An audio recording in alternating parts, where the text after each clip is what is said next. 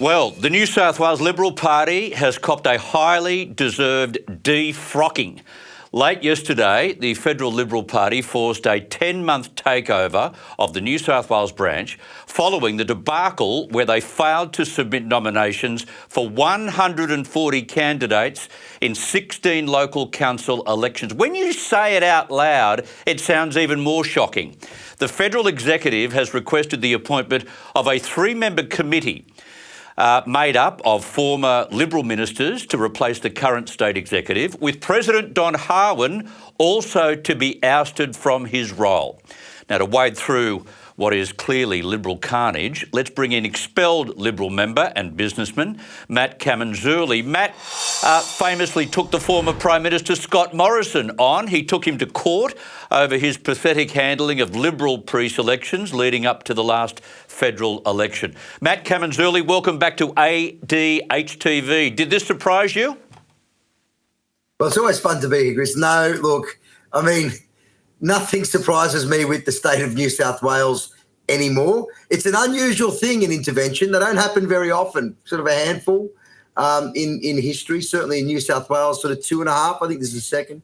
Then there was that sort of one with Morrison that we sort of stopped. So not surprised, I guess, more shocked and sort of just, I don't know. I don't know what to make of it. Who would have driven this, Matt? Was it Peter Dutton? Look, I think if we want to really look back at the sort of circumstances that have driven this, I think there's been some pretty rampant factionalism that's been going on inside of the party for the last decade.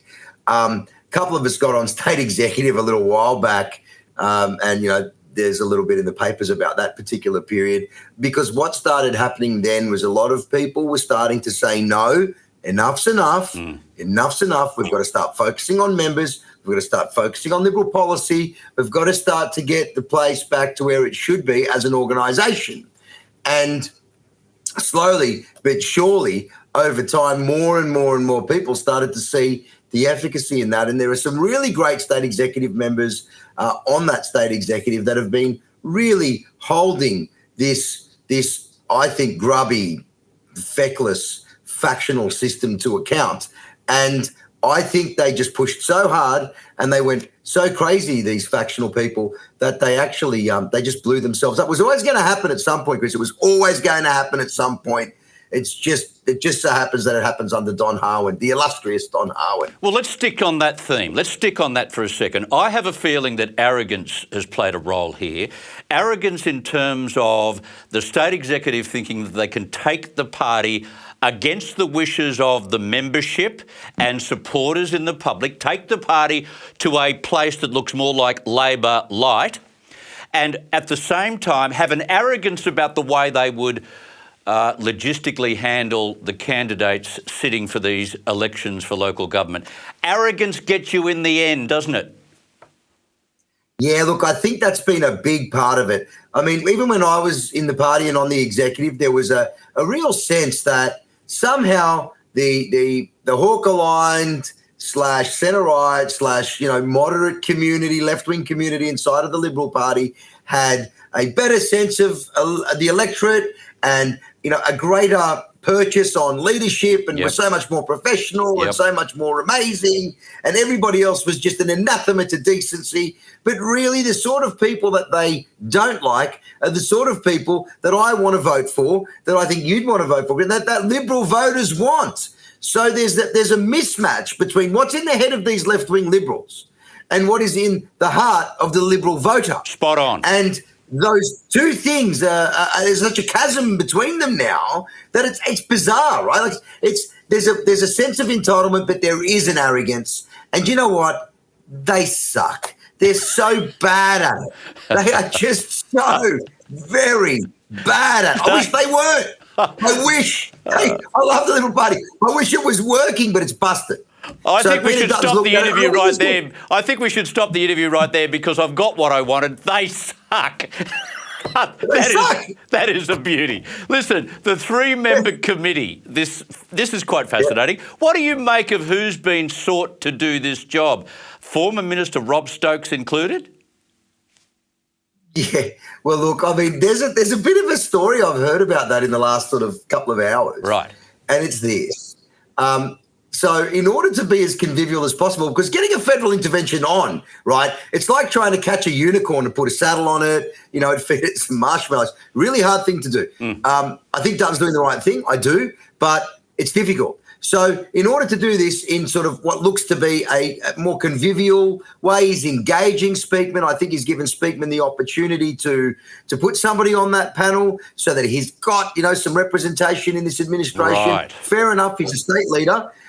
So I think that was Speakman's task. Speakman, I heard, told Stokes, "Oh, look, do you want to be part? There's something going on. Do you want to be a part of it? Some sort of committee or something. Would you like to advise it?" And I think he said yes. And then when he found out he was made administrator, he said, "I didn't sign up for that." What? So I think this falls on Speakman, and he's trying to blame Dutton, of course, because he's trying to say, "Well, you didn't do your job." Wait on a minute. I don't think that's right. In typical moderate fashion, in typical left-wing fashion, they didn't do their job right. So they can't even clean up properly. Anyway, the fact that you would choose three men and not a woman in a panel of three is not such a great idea, considering how crucial the female vote is to the Liberal Party. Yeah, look, that's always a hard one, Chris. I don't purport to have all the answers in that space, but I would say this. I think they've gone for wisdom over window dressing. So they've gotten some elder statesmen from interstate. It's a difficult thing to do this, an intervention. A lot of people, doesn't matter what faction they're in, doesn't matter if they're unaligned, there's going to be some sense of imposition here. There's going to be some sense that what was understood yesterday, what was a certain set of rules yesterday, it's all very different today. And it happens very quickly. And I think you want to get some elder statesmen, or stateswomen too, but certainly elder statesmen, people from out of the state, probably not Stokes because he didn't want the job. But yeah, look, I mean, the opportunity was to put a woman in if they wanted to. But I think it's more in this particular case about getting some people that were distant from New South Wales, will come with a renewed perspective and are elder statespeople. All right. Because it really is a delicate thing. Okay, my whispers from Canberra today have suggested to me that the feds did not step in purely because of this stuff-up, that this stuff-up was purely the straw that broke the camel's back. Is that possible? Look, I think, as I was saying earlier, Chris, I think it's a long line, a repeated pattern of bad behaviour, of incompetence, look, there's all sorts of problems inside of that division. You've got, I believe, and this is just my view, that there's some corruption in the place. I think there's been some corruption of process. I think that, they're letting the NRC processes have certainly been corrupted. So, the nomination reviews where good people like Noel McCoy and Paul Nettlebeck and others have been sort of set aside before they can even face a pre-selection. Yep. But, other people who, even some with charges against them potentially, well, certainly not at the time, but certainly rumours of getting through. There's all sorts of problems.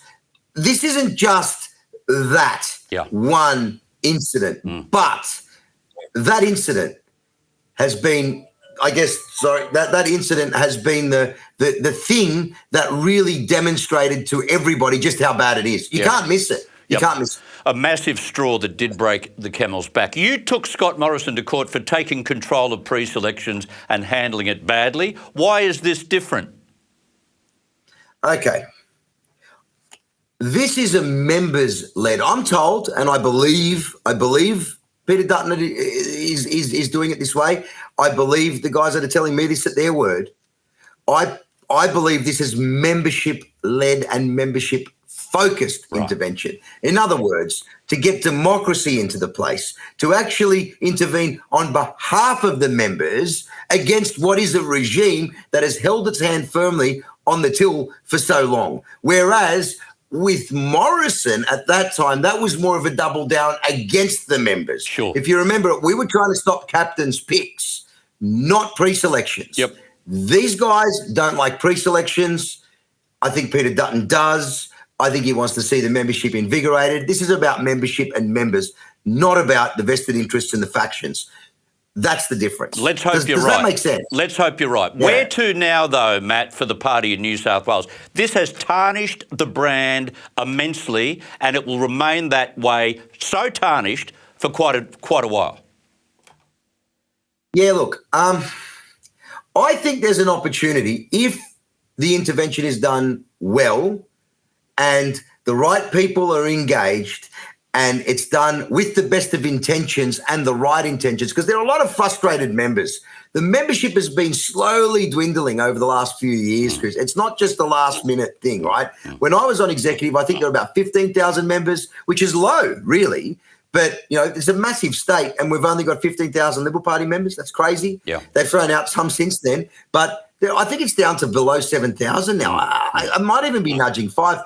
I mean, that's existential. If you keep going in the direction that it's been going, it's over. Yeah. So if they do this properly and they really give it a shot in the arm, you might find that it'll be a resurgence of membership and the brand gets fixed up very quickly, because good members bring more good members, bring more friends, and you very quickly turn these things around.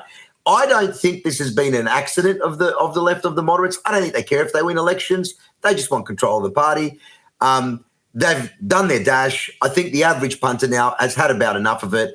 And I think that this is the sort of thing that could actually show that it's heading in a new direction and very quickly reinvigorate it. And I'm very hopeful. I hope that's what happens, because I can't bear the thought of another term of Anthony Albanese. Your appraisals on this carnage in New South Wales have been sharp and they've been honest. And thank you very much for being part of the program, Matt. Thank you. Thanks for having me. Much appreciated. Matt Camenzuli, there you have it. Where will it go to next? He's fairly optimistic. Let's keep our fingers crossed for the state of New South Wales and the people of New South Wales that he's on the money.